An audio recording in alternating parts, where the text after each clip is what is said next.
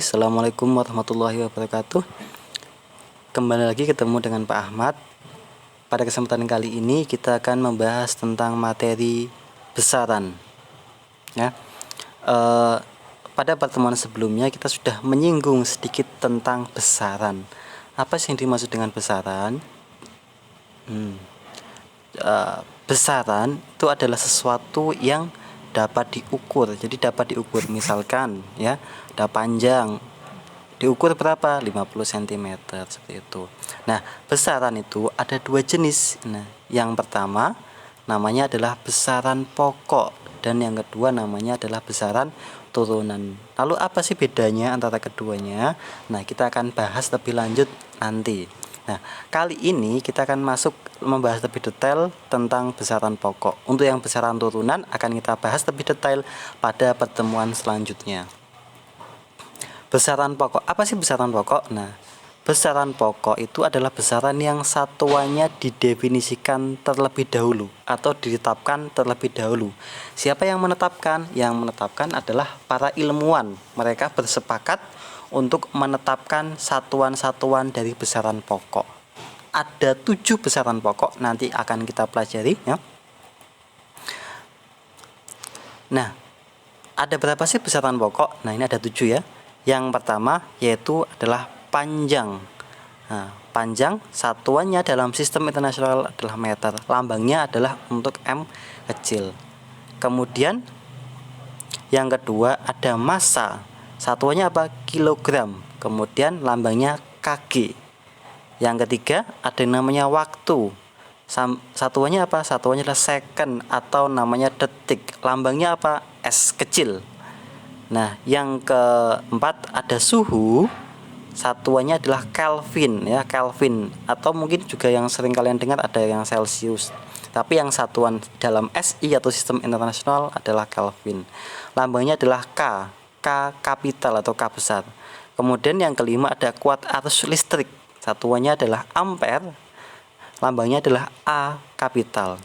Yang keenam ada intensitas cahaya. Nah, intensitas itu berarti seberapa banyak cahaya yang masuk ke dalam ruangan. Itu namanya intensitas cahaya.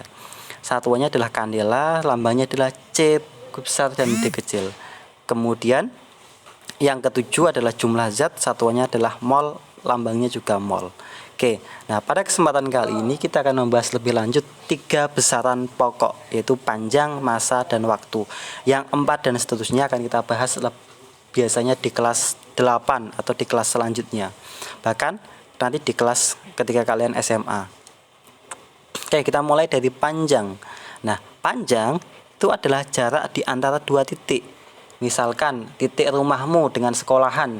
Nah, jaraknya berapa? Jaraknya misalkan 50 meter. Atau mungkin kalau kalian punya buku dari ujung sebelah kiri ke ujung sebelah kanan, itu jaraknya berapa? Nah, kemudian kalian ukur. Nah, itu namanya adalah panjang. Nah, panjang ini memiliki satuan dalam sistem internasional yaitu adalah meter. Lambangnya adalah M kecil. Ini tentu kalian sudah familiar ya, di SD juga sudah diajarkan. Kemudian ada juga satuan yang lainnya, yaitu ada kilometer, ada sentimeter, kemudian ada desimeter, dan lain-lainnya. Nah, coba perhatikan pernyataan berikut ini ya. Panjang meja itu adalah 1,5 meter. Panjang meja 1,5 meter. Dari kata-kata ini atau kalimat ini, kita bisa mendefinisikan bahwa panjang itu merupakan sebuah besarannya. Kemudian 1,5 itu disebut dengan nilainya. Nilainya itu berapa sih?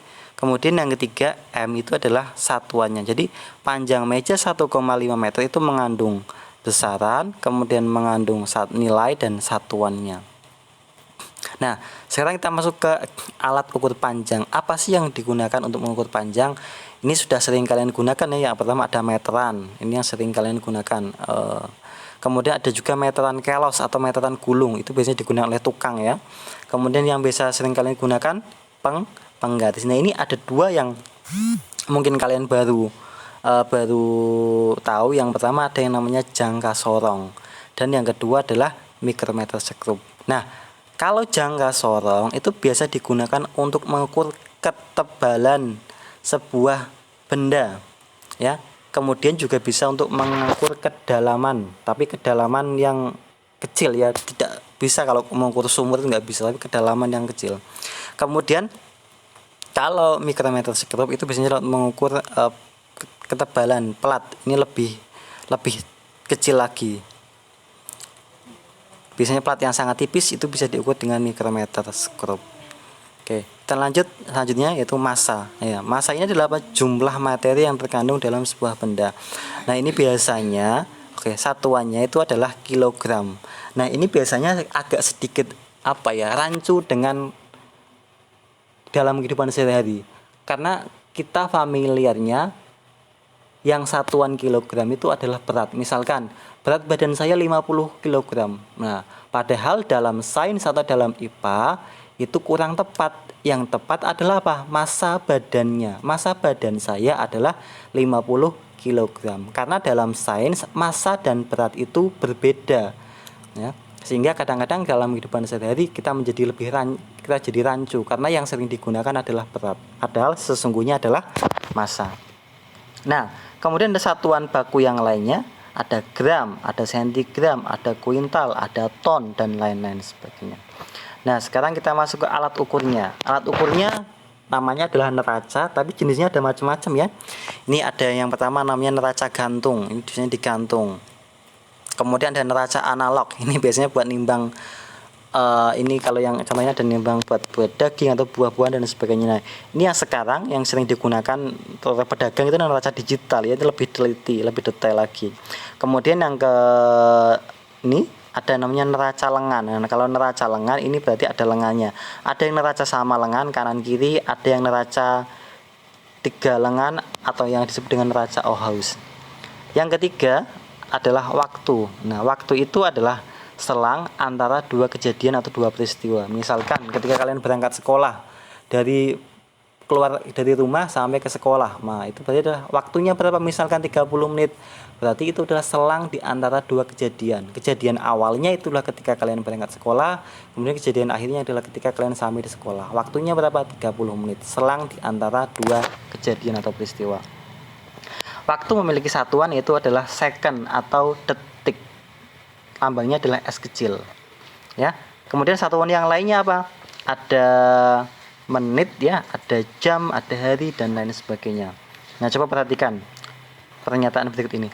Waktu yang diperlukan untuk berangkat sekolah adalah 30 menit. Dari kata-kata ini kita bisa tahu bahwa waktu itu merupakan apa? Besarannya. Kemudian 30 itu adalah nilainya dan menit itu adalah satuannya. Lalu apa sih alat ukur dari waktu ini? Ada arloji atau jam tangan, kemudian ada juga jam pasir, kemudian ada stopwatch ya. Stopwatch itu seperti ini. Ada yang digital, kemudian ada yang analog, kemudian juga ada jam matahari. Ya, ini yang beberapa alat ukur waktu yang sering digunakan. Kalau sekarang ya ada handphone ya juga bisa digunakan untuk alat ukur waktu ya. Dari Bapak untuk pertemuan kali ini cukupan sampai di sini ya. Selebihnya untuk besaran turunan akan kita bahas pertemuan depan ya. Terima kasih Bapak Akhiri. Assalamualaikum warahmatullahi wabarakatuh.